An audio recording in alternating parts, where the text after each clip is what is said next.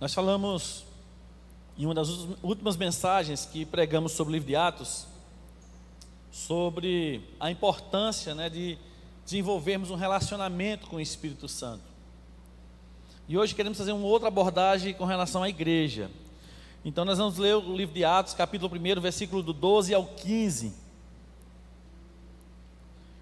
Atos 1, do 12 ao 15.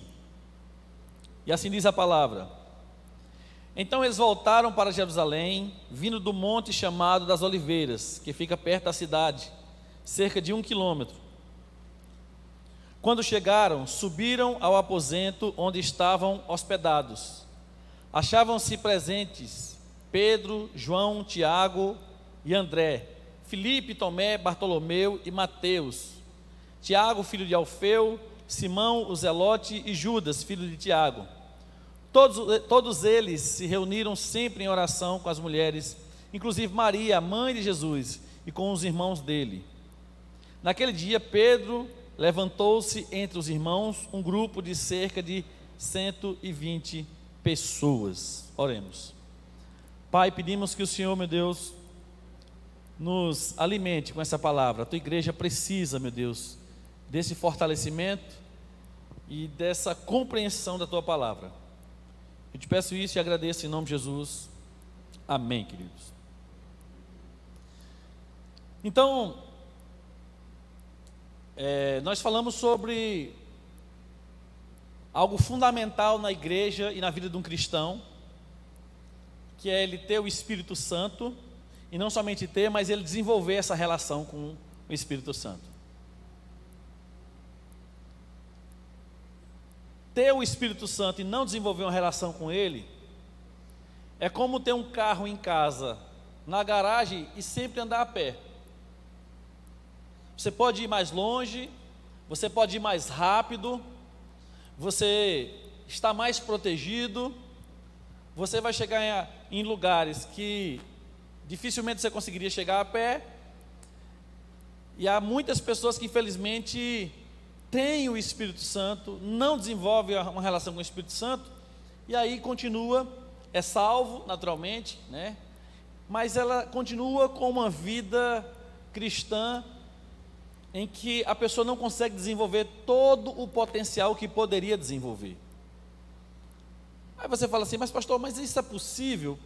Será que a gente pode até impedir que o Espírito Santo haja na minha vida? Não, eu acredito que se Deus quiser realmente Ele faz, que nenhum dos seus planos pode ser frustrado.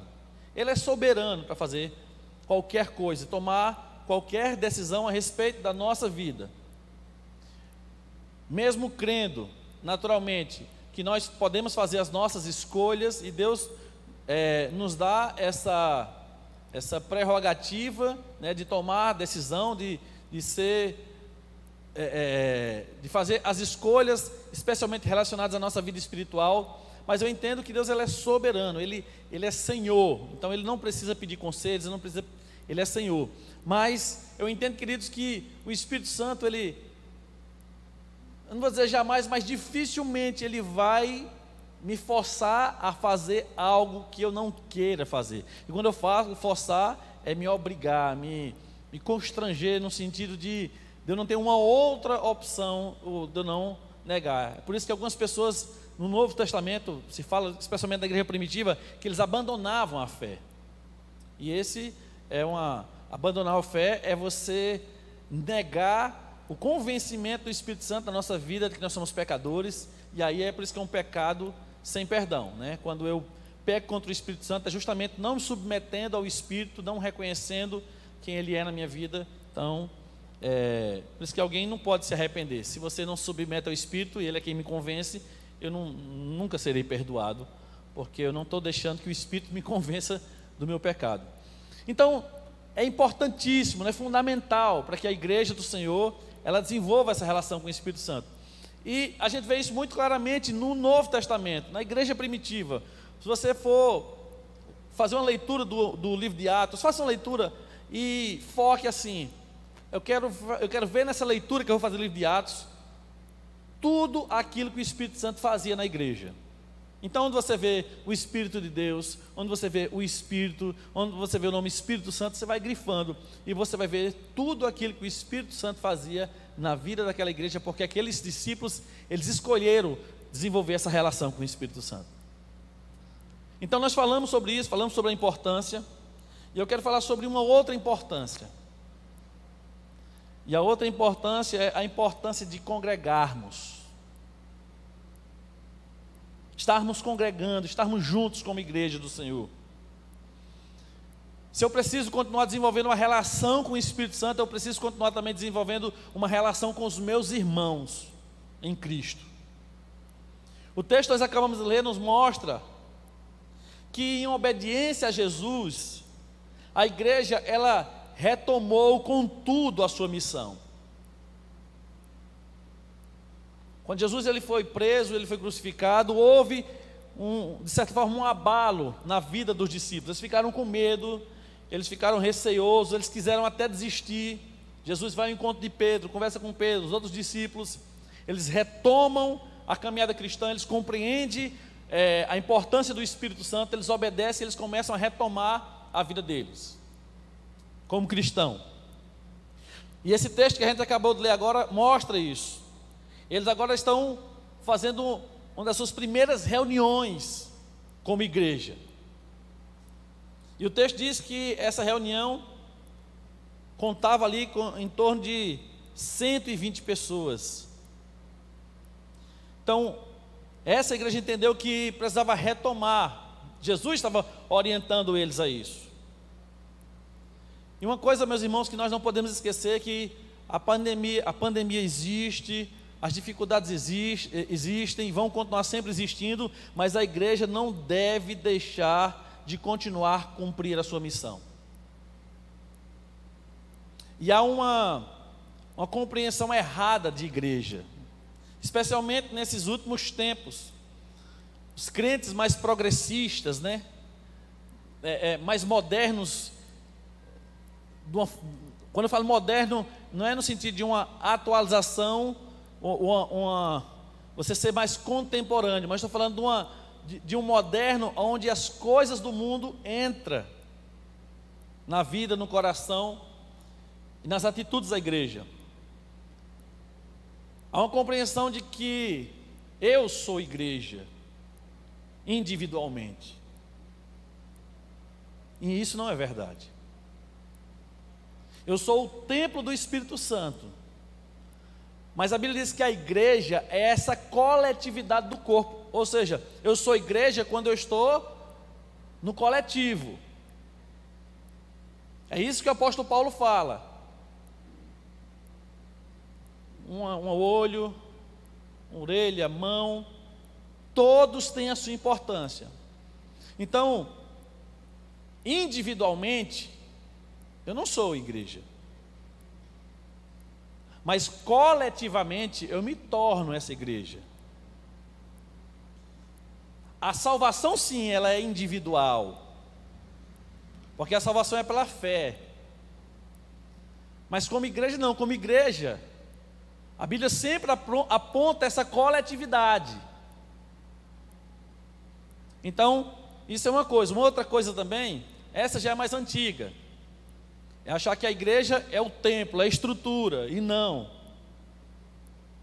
A igreja é onde o povo de Deus se reúne, onde o povo de Deus está em missão como igreja.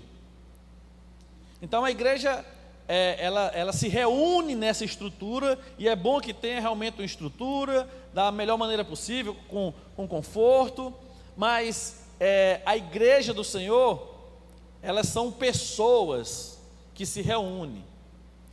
E aí eu volto a repetir, não é aquela ideia do individualismo, mas são as pessoas que se reúnem com o propósito de louvar, de adorar, de exaltar o Senhor.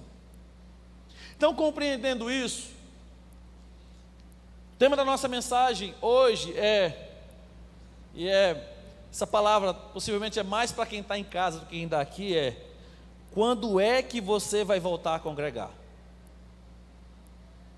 O tema da nossa mensagem é uma pergunta: quando é, meu irmão? Você que está em casa, quando é que você vai voltar a congregar? Porque se você estiver esperando um momento, e quando eu falo, claro, nós estamos respeitando os cuidados, e entendemos que algumas pessoas, naturalmente, por questões de saúde, elas não podem estar aqui, e realmente elas não devem estar, devem continuar acompanhando, não naquilo que é o ideal, mas naquilo que possibilita ela de estar conectada conosco. Mas há outras pessoas que não. Há outras pessoas que já deveriam há muito tempo estar congregando, mas não estão. Então, o que a Bíblia, o que nós podemos ver na igreja de Atos? Eu sempre, quando eu penso em igreja, as ações de igreja, eu volto sempre para o livro de Atos.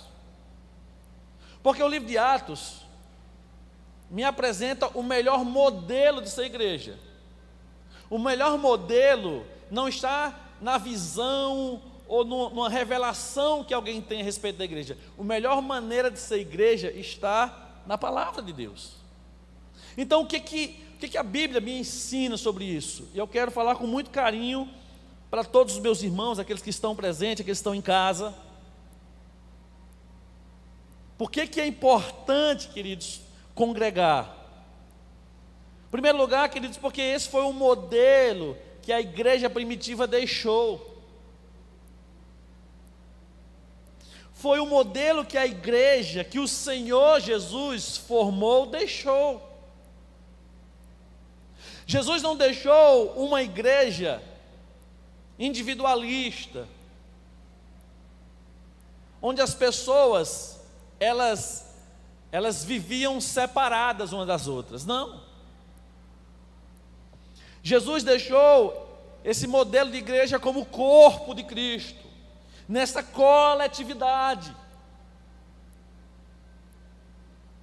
Então, escolher não congregar quando eu posso congregar é escolher não seguir o modelo deixado por Jesus. Mas pastor, na minha casa eu também me edifico. Pastor, mas na minha casa eu também compreendo a palavra. É como se eu estivesse assim, é como se eu estivesse. Eu entendo que a internet e essas transmissões é uma tecnologia fantástica, porque quase em tempo real o que eu falo aqui chega a qualquer lugar do planeta, e isso é impressionante. E a igreja deve continuar utilizando e se modernizando nesse aspecto cada vez mais, mas isso nunca substituirá ou nunca aperfeiçoará aquilo que foi deixado pelo Espírito Santo, por Jesus, pelos apóstolos, que era a igreja primitiva. Meus queridos, esse é o modelo deixado por Deus, esse é o modelo deixado por Cristo. A igreja sempre esteve junta. Versículo 12 começa a dizer que eles voltaram para Jerusalém em obediência a Jesus. Vinham do Monte das Oliveiras, que ficava perto das cidades, cerca de 1 quilômetro. Aí o verso 3 diz: quando chegaram, subiram ao aposento onde estavam hospedados. Achavam-se presentes Pedro, João, e ele começa a citar o nome dos apóstolos que estavam ali. E ele diz: olha, ainda tinha em torno de 120 pessoas. O que me chama a atenção é que ele começa a citar quem estava lá. A igreja tinha nome. Naturalmente eles não iam colocar o nome das 120 pessoas que estavam lá, mas cada uma dessas pessoas era percebida. Nós procuramos sempre contar quantas pessoas estão vindo para a igreja, para a gente saber a média de pessoas que estão congregando conosco. Quando é que nós devemos começar a pensar em uma ampliação, ou do templo, ou de mais cultos. Então, quando a gente não consegue fazer assim, 1, 2, 3, nós temos câmeras aqui, a gente dá um print na tela e vai olhar quantas pessoas estavam aqui. De vez em quando eu dou uma olhada também.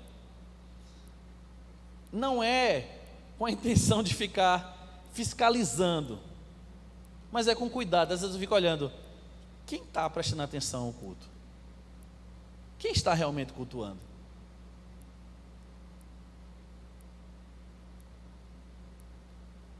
Aí você fala, pastor, o senhor, você está fiscalizando as pessoas? Não, mano. Lembra? Olha o cuidado que eles estão tendo aqui. Ó. Eles começaram a dizer quem estava lá presente, fulano, fulano, fulano. Então, se a Bíblia diz que eles tinham cuidado de contar as pessoas, eles não contavam a todos, eles tinham um propósito com isso. Então, quando eu olho, eu tenho um propósito. E o propósito não é apontar o defeito, o propósito é ajudar as pessoas. Então, quando é que você vai voltar a congregar, meu irmão? Porque foi esse o modelo que Jesus deixou com a igreja primitiva e com os apóstolos. Desde a escolha dos apóstolos, Jesus já estava mostrando a importância dessa coletividade. Por que Jesus não conduziu o seu ministério sozinho, sem ninguém? Só ensinando e sozinho. Não foi assim que ele fez. A Bíblia diz que ele gastou um tempo orando para que Deus pudesse mostrar para ele quais eram as pessoas, os discípulos, né, que iriam acompanhá-lo mais de perto, porque Jesus era sempre cercado por milhares de pessoas. Então, nessa grande coletividade, quem serão aqueles que irão dar continuidade ao ministério, ao meu ministério aqui? E aí Jesus escolhe 12. A Bíblia diz, onde estiver um reunido, eu estarei presente? Não. Se tiver 2 ou 3 reunidos ali, eu estarei presente. O que essa coletividade ligar na terra, também será ligado no céu. Então, algumas vezes as pessoas pensam assim, eu tenho que ir para a igreja porque se eu não for, o pastor não vai gostar. É verdade, eu não vou gostar, que você fique sem vir. Mas eu digo a você, meu querido, minha querida, eu vou continuar o meu ministério com quem estiver. A igreja continuou o ministério com quem estava presente. Um não estava, Judas. E eu não estou dizendo que você que está em casa é Judas, não. Eu estou dizendo que aquele que deveria estar presente, integrado, envolvido, servindo, não estava, que era Judas. Infelizmente, você pode ter outros motivos, mas uma coisa é certa, meu irmão: quem é corpo, quem é igreja, não se conforma e não fica tranquilo em casa. Então, esse foi o modelo deixado por Jesus na igreja primitiva, e esse é o modelo que a gente vai seguir. Segundo ponto, irmãos, por que é importante estarmos congregando? Por que você precisa responder essa pergunta? Quando é que você vai voltar a congregar? Segundo lugar, é porque juntos o Senhor nos torna mais fortes. Não é somente porque juntos somos mais fortes, é porque juntos no Senhor nós somos mais fortes.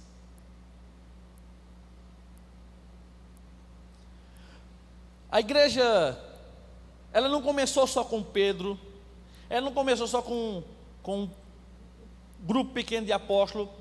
A Bíblia diz que a igreja começou com essa turma que dava em torno de 120 pessoas. E essa igreja não começou em um momento agradável, era um momento de perseguição. É tanto que nos primeiros capítulos do livro de Atos você já vai começar a ver a perseguição. Quando Pedro, usado por Deus, cura um aleijado na porta do templo, ele já é chamado a atenção pelos religiosos. Então havia uma atmosfera de perseguição com a igreja, de perigo. E meus irmãos, em tempos e tempos sempre teremos essa atmosfera de perigo, ou por causa de uma pandemia, ou por causa de uma perseguição, e assim por diante. Pergunta que eu faço para você é: quem é que ganha com os templos fechados? Com a falta dessa reunião coletiva, quem é que ganha com isso? Certamente o reino de Deus não ganha com isso. E quando eu falo não ganha, eu falo numa perspectiva a longo prazo. A igreja não foi estabelecida por Deus para ficar trancafiada. Ela pode até ficar escondida estrategicamente para depois avançar, mas ela não pode permanecer assim. Quando nós iniciamos nossos cultos online, apenas online, nós estamos fazendo isso como uma maneira estratégica, mas a igreja não pode permanecer somente assim. Então escute uma coisa: juntos nós temos essa capacidade que Deus nos dá de nos fortalecermos, de, como igreja, como corpo de Cristo, ir mais longe, servir de maneira mais aprimorada, mais excelente. Uma pessoa pode fazer algo de uma maneira esplêndida, mas ela nunca vai conseguir fazer tudo de uma maneira esplêndida. Nós precisamos de muitas pessoas. Então, como igreja, nós somos fortalecidos, não somente na minha individualidade, mas especialmente como corpo de Cristo. Nós temos vivido cada vez mais esse tempo do egoísmo, cada um quer só as coisas para si, a bênção para si, tudo para si, mas não foi esse o plano ideal de Deus. Ao contrário, a igreja era sempre abençoadora.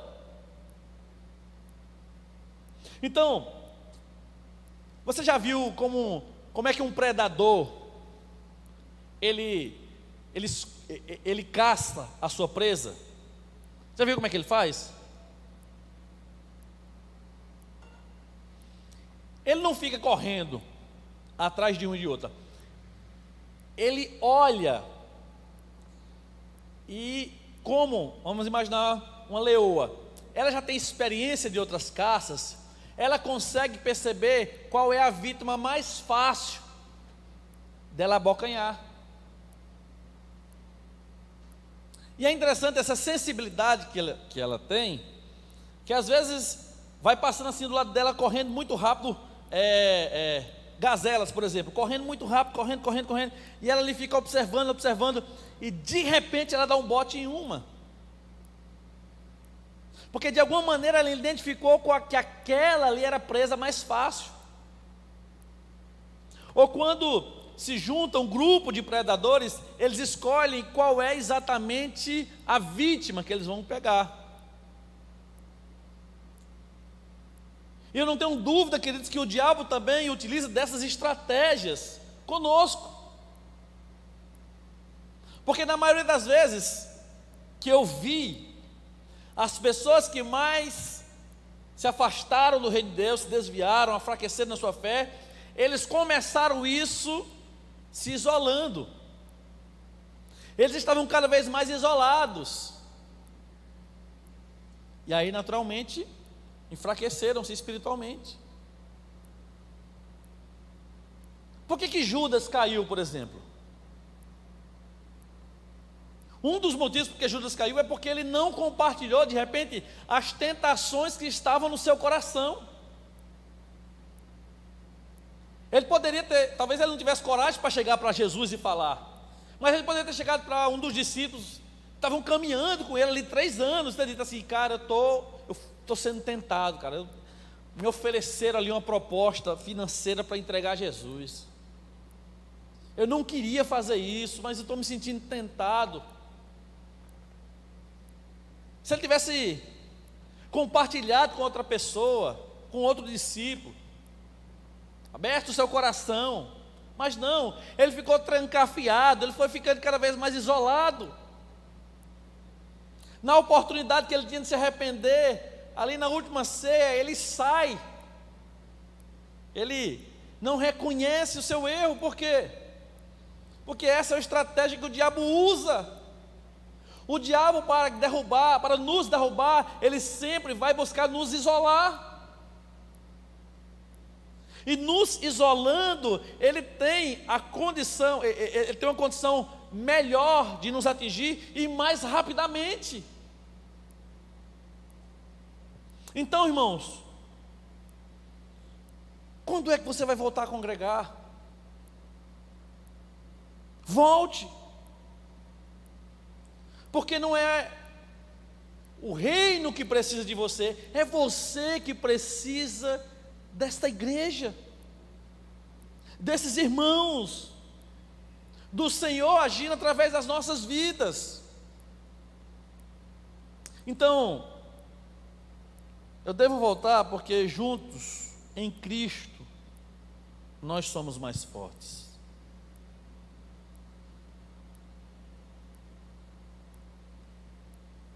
Eu acho muito difícil uma pessoa que está muito bem com o Senhor e não quer estar congregando. Algumas pessoas, elas deixam de congregar porque se sentiram feridas na igreja, se decepcionaram com líderes, com pessoas. E às vezes isso acontece. É natural, às vezes, que isso aconteça porque nós somos pessoas que estamos buscando um aperfeiçoamento, mas infelizmente, uma vez por outra, às vezes a gente dá um deslize e comete um pecado. Um dia, conversando com um colega meu, formou comigo no seminário, foi ordenado pastor, hoje está completamente desviado. E eu conversava com ele, perguntava, cara, como é que isso aconteceu? Ele falou que estava decepcionado com a igreja, que começou a falar um monte de coisa, e começou a lançar um monte de crítica com relação à igreja. Eu falei assim, rapaz, se você sabe como é que faz a igreja perfeita, por que não começa um ano na garagem da sua casa então? Vai lá e começa. Essa igreja perfeita que você tem na cabeça, vai lá e começa. Nunca começou. Porque os críticos, eles não começam nada, eles só querem derrubar o que já existe. É alguém, de repente, com muitas imperfeições, com muitas dificuldades fazendo alguma coisa, e aquela pessoa, ela sabe o que é fazer, que é o ideal, mas não se move para nada, e quando se move, geralmente faz pior do que aquele que estava fazendo. Então, irmãos, por que nós devemos estar congregando? Porque nós queremos nos fortalecer uns com os outros, porque eu preciso de você, você precisa de mim. É porque a igreja, ela se fortalece nessa coletividade mesmo. É aprendendo com o erro do outro, mas também é aprendendo com os acertos um do outro. É aprendendo com os deslizes um do outro, mas também é aprendendo com o fortalecimento que Deus tem dado um ao outro.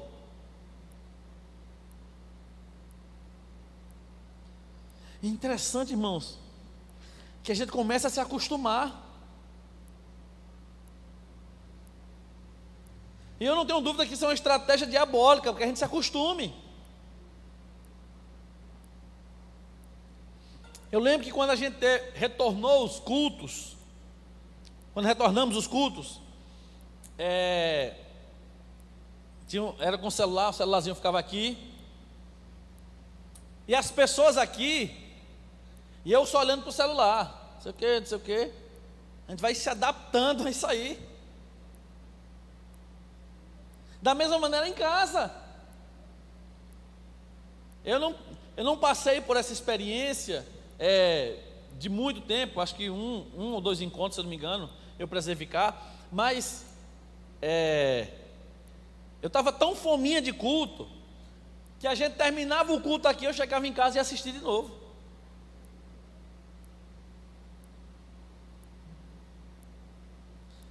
E eu não costumo ficar ouvindo novamente as mensagens, né?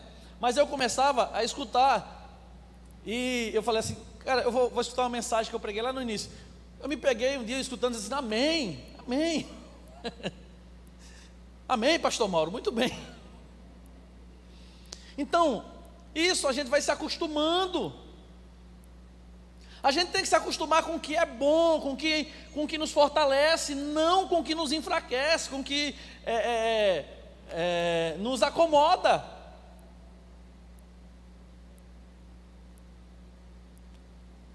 Então, muito bem, devemos voltar porque juntos em Cristo somos mais fortes. E a gente não vai dar boquinha para nenhum predador nos isolar. Em terceiro lugar, meus queridos, porque nós devemos congregar? Porque juntos crescemos mais rápido e melhor. Não somente em Cristo somos mais fortes, mas nós crescemos mais rápido e melhor.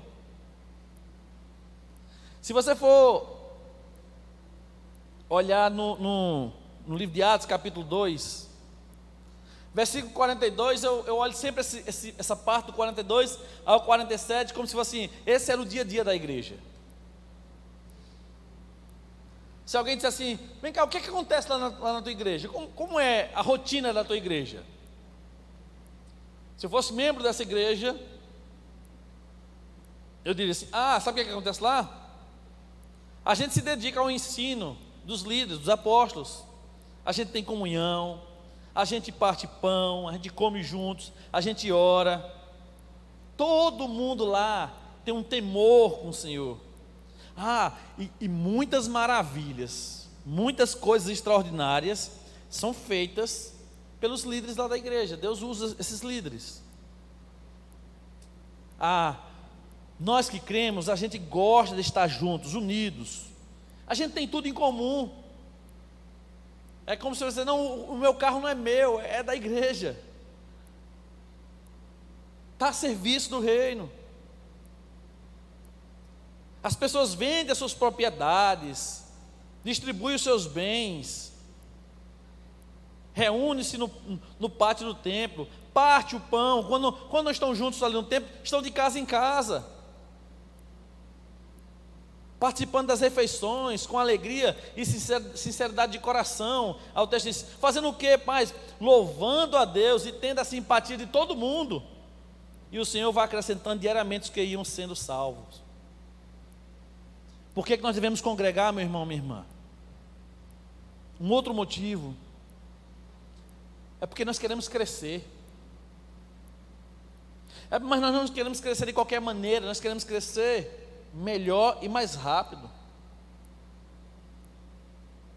Mas é possível, pastor, crescer melhor e mais rápido? É. Eu não posso focar só em uma coisa. Eu tenho que ter como princípio as duas coisas. Por exemplo, não, pastor, o importante não é a qualidade. É verdade, a qualidade. Mas se eu estou tendo qualidade e não está tendo crescimento, eu devo questionar, por que não está tendo crescimento? Se a gente está dando o nosso melhor, por que não está crescendo? Naturalmente o crescimento não depende de nós. A Bíblia diz que esse crescimento depende do Senhor. Então imagine, você é uma mãe, um pai, alimenta o seu filho do que é bom e do melhor, e o menino não cresce, a menina não cresce, você vai dizer assim, não, é normal, não, você fica logo assim inquieto, tem uma coisa errada aqui, e eu preciso resolver isso. Você lá vai no médico, e de repente ele identifica um alimento que você está dando, que talvez esteja atrapalhando, ou uma deficiência que esse menino ou essa menina tem, e que precisa ser tratada. Então na igreja do mesmo jeito, a gente não tem que ficar agoniado para esse crescimento, mas às vezes a pergunta que a gente tem que fazer é o seguinte: o que está impedindo o crescimento? O que está impedindo o crescimento? Se um planta, outro rega, mas Deus dá o crescimento. Então a igreja mostra aqui, irmãos, que eles tinham não somente uma rotina, porque rotina às vezes é vista como uma forma negativa, mas eles tinham um padrão ali, eles tinha algumas coisas que aconteciam e que caracterizavam aquela igreja: oração, comunhão, auxílio, socorro, suporte um com o outro, perseverança, evangelismo.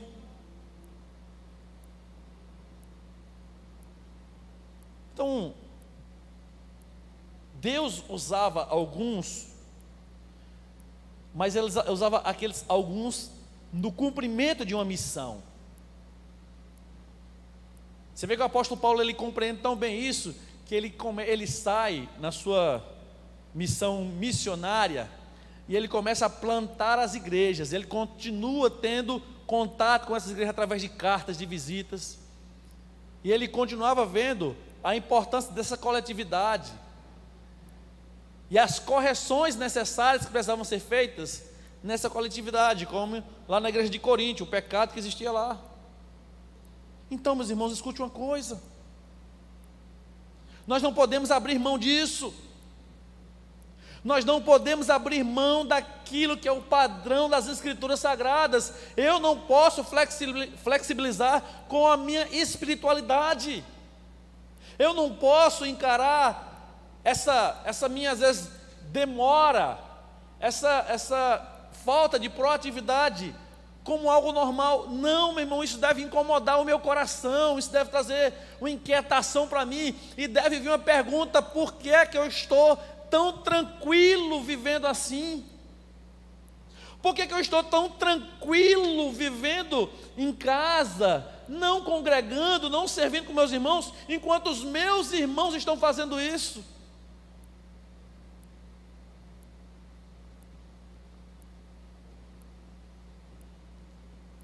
Isso deve incomodar o meu coração, de maneira que isso deve me tirar até o sono.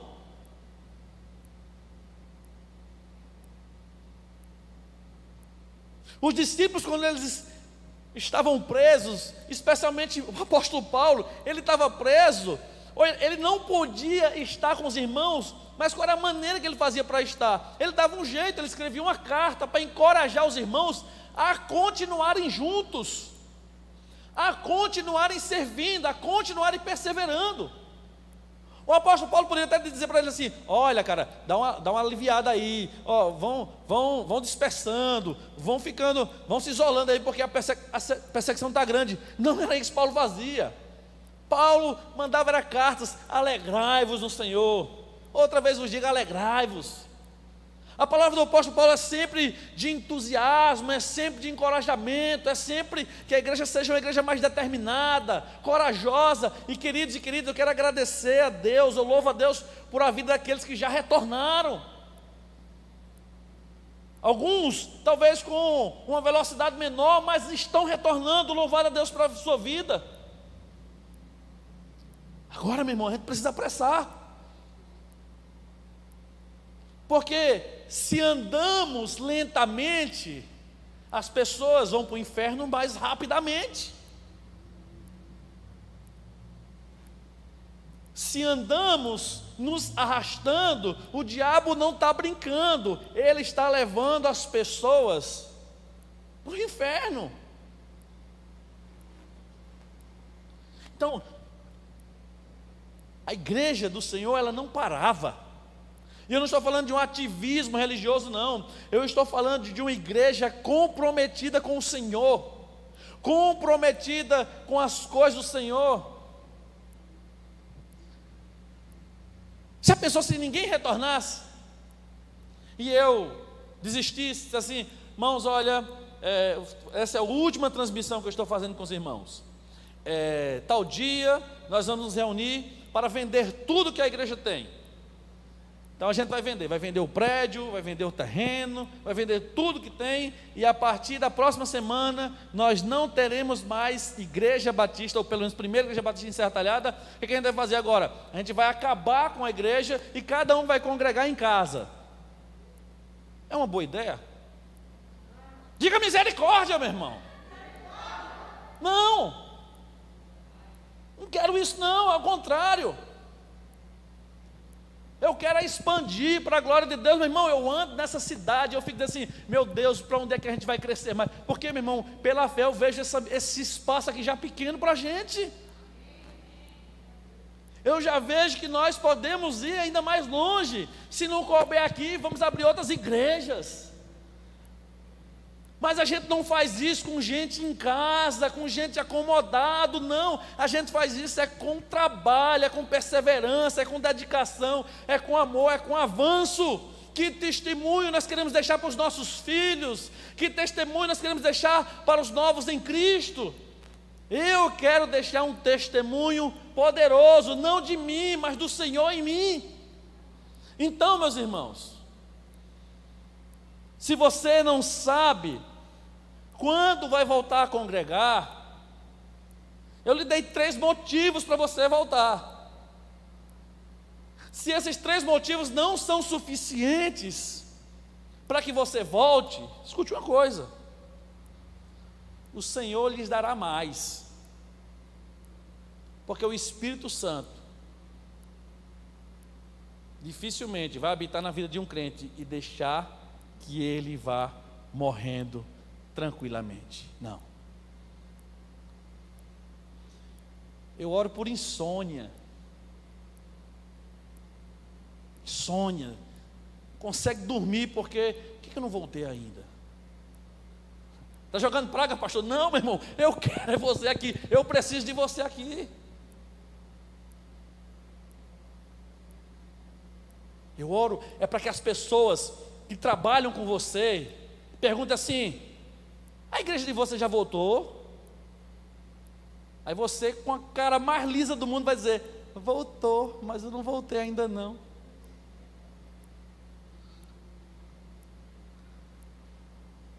Está lá no centro fazendo compra, no shopping. A igreja lá voltou, não foi? Foi. Como é que estão os cultos lá? Eu não sei, que eu só vejo a câmera da frente. Eu não sei como é que está a parte de trás. Ah, meus irmãos, orando por uma vergonha dessa. Porque se a palavra de Deus não é capaz de lhe alertar sobre isso, espero que as pedras clamem, né? Chegue até você esse evangelho e transforme naturalmente a minha vida e a sua vida. Eu falo isso, queridos, é porque também, se eu estiver em falta, eu quero que alguém fale isso comigo também. Então, meus irmãos, minha palavra para você é essa: você pode, você está em condições, então volte a congregar, volte a buscar o Senhor com seus irmãos. Pastor, mas o Espírito Santo de Deus não age aqui? Claro que age. Eu falei logo no início, isso aqui, essa estrutura não é a casa de Deus. A gente chama de casa de Deus no sentido de ter esse lugar separado para o Senhor. Mas isso é apenas um templo, uma estrutura.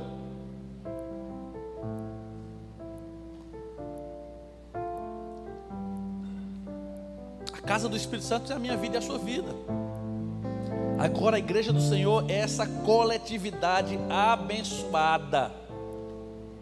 Pense numa igreja abençoada, é a primeira igreja batista em Serra Talhada. Pense em irmãos amorosos, são os nossos irmãos. Pense numa igreja que entendeu a sua missão, que é ganhar vidas e cuidar bem delas. Estamos perfeitos, estamos nos aperfeiçoando. Então esse chamamento, essa palavra de hoje, não é somente uma perspectiva de exortação, mas é uma perspectiva de alerta para você. Estamos com saudade. Não há mais restrição de idade. Continuamos mantendo todos os cuidados. Se você encontrar em Serra Talhada um lugar que zele mais do que nós pela segurança dos nossos irmãos, me diga, que eu queria aprender com eles.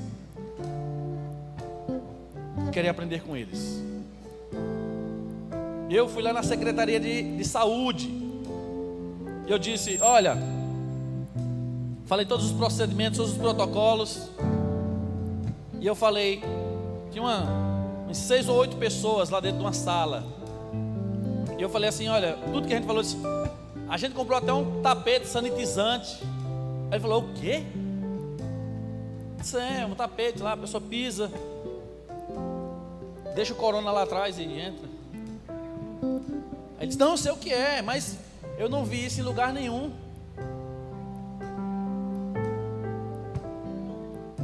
Isso é para... Eu me segurei para não ficar assim. Mas eu sou da primeira igreja, né? Claro.